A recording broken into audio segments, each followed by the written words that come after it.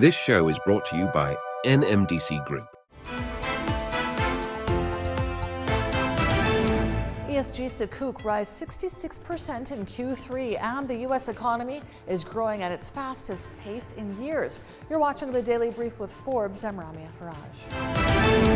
ESG sukuk rose in Q3 to 4.1% of global sukuk and are expected to cross 7.5% of global sukuk by 2028. That's according to Fitch, who say outstanding ESG sukuk rose by 66% year-on-year to $33.3 billion.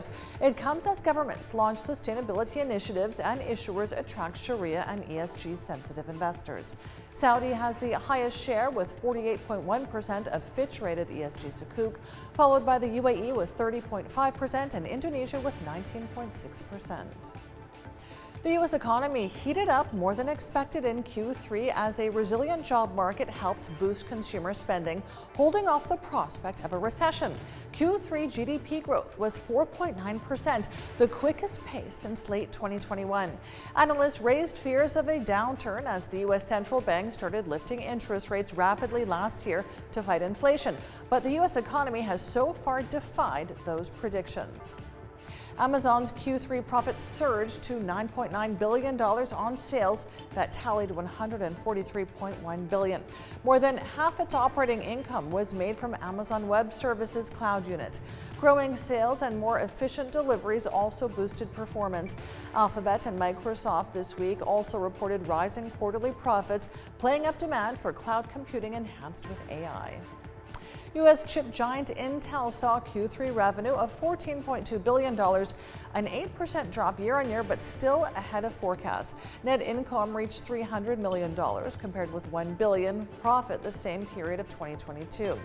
Intel says results were boosted by across-the-board progress on its process and product roadmaps, agreements with new foundry customers, and momentum as it delivers AI solutions.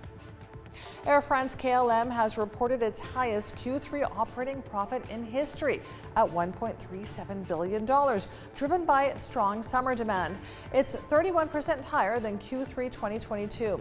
Europe's airlines are expected to report strong results this quarter on the back of robust summer ticket sales.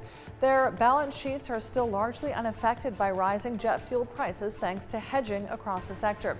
The group's revenues rose by 8.9% year-on-year to $9.09 billion. The International Trade Commission has issued a ruling that could keep Apple from importing Apple Watches into the U.S. over a violation of patents held by health tech company Masimo. The ITC says it's upholding a judge's January ruling that found Apple violated some patent rights with regard to Masimo's wearable electronic devices. The ban on importing Apple Watches won't be implemented immediately, as there's a 60-day period during which President Biden can veto the ban. Sam Bankman-Fried, founder of collapsed crypto exchange FTX, was scheduled to take the witness stand after 3 weeks of devastating testimony against him, but the judge took the unusual step of sending the jury home and listening to Bankman-Fried, his defense lawyers, and a prosecutor go over technical aspects of his upcoming testimony. Bankman-Fried offered evasive answers and seemed to frustrate the judge, who said the defendant has an interesting way of answering questions.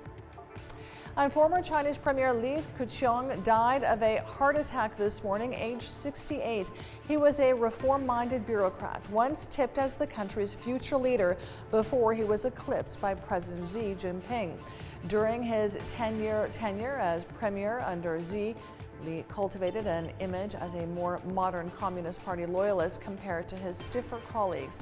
A career bureaucrat who spoke fluent English, he voiced support for economic reforms during his time in office.